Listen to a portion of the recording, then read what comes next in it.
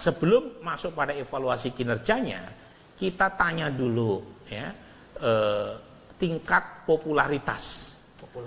Nah, jadi bagaimana mungkin bisa mengevaluasi kinerja kalau kenal saja tidak.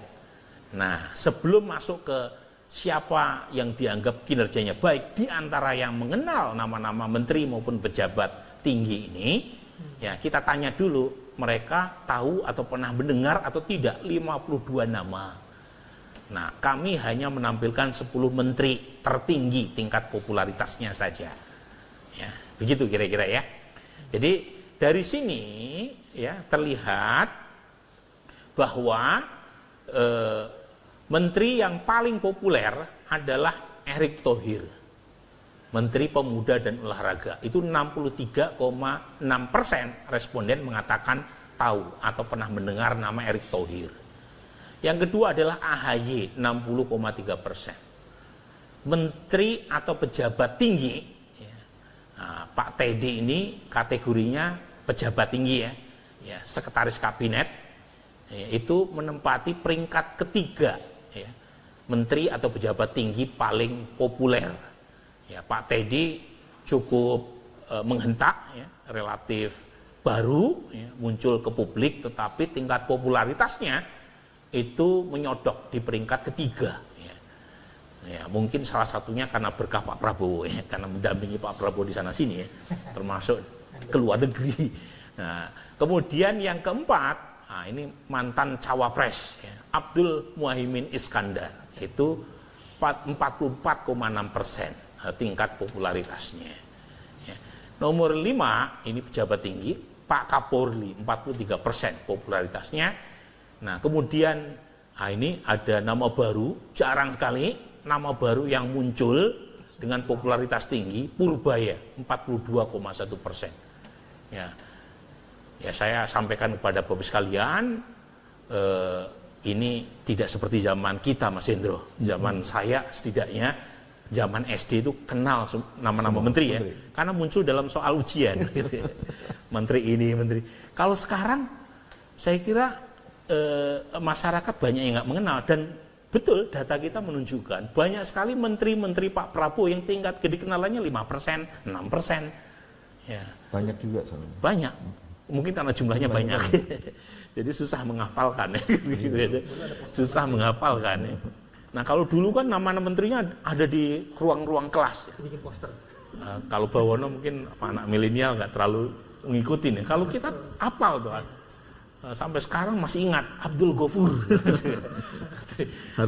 Harmoko, gitu kan? Rudini.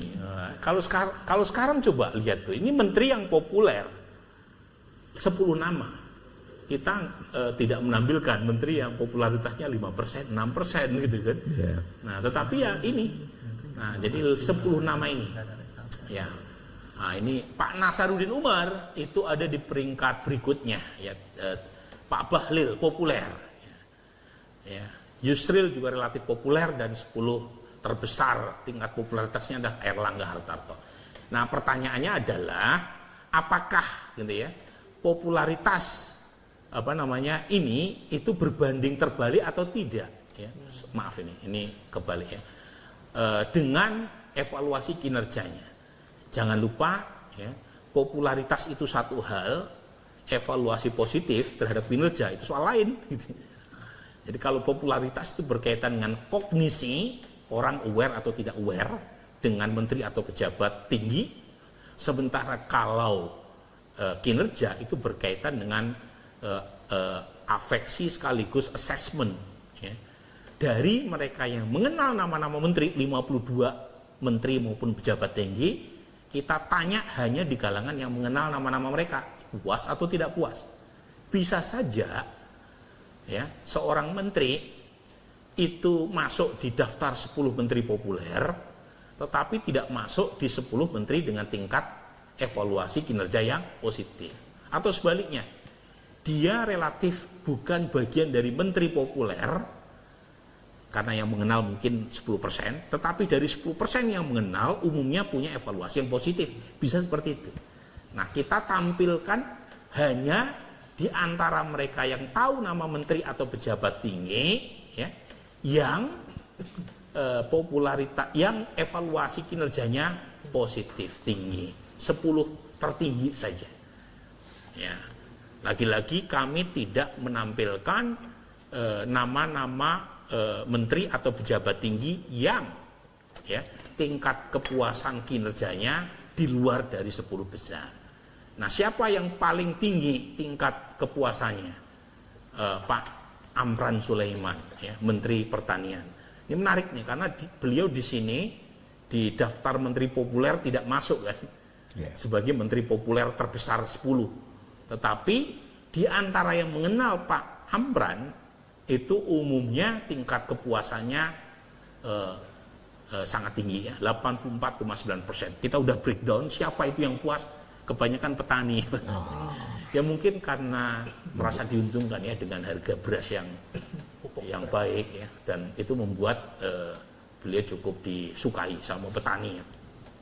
Nah, yang kedua, tingkat kepuasan yang kedua tidak berbeda signifikan, hanya berbeda 0,4% dibanding peringkat pertama, yaitu Teddy Indra Wijaya.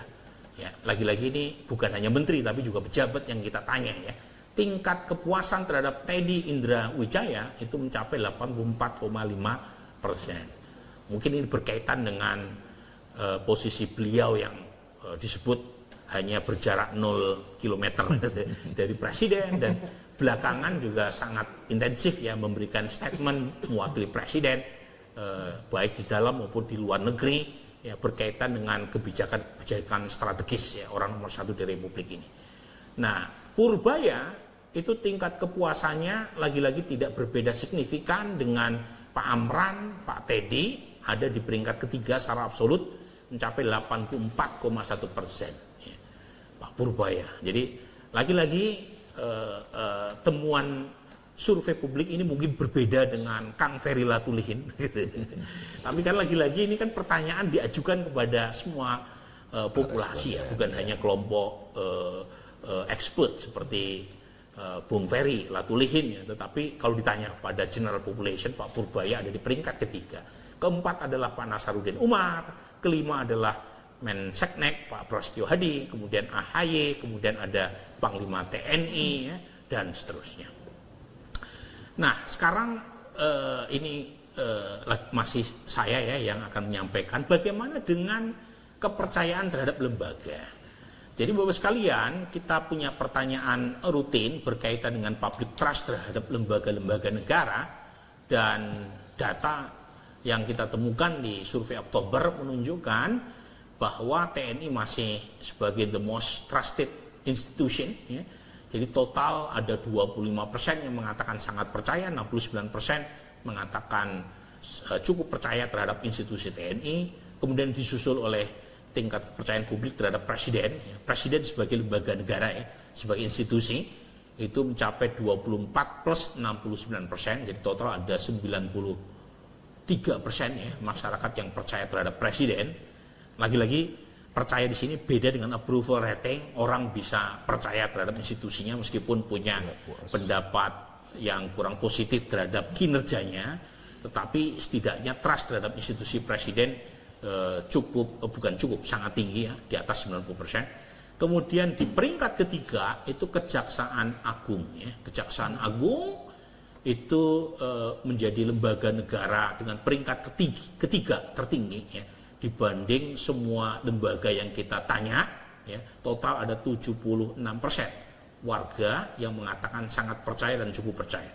Lagi-lagi tingkat trust yang tinggi terhadap kejaksaan ini bukan berita baru. Kita sudah temukan selama 4 tahun terakhir ya, seiring dengan gebrakan institusi kejaksaan, terutama dalam soal pemberantasan korupsi ya, termasuk ada triliunan ya yang yang dipajang ya untuk dikembalikan kepada negara terkait dengan perampasan hasil korupsi ya, yang kemarin di expose ya besar-besaran oleh kejaksaan ya.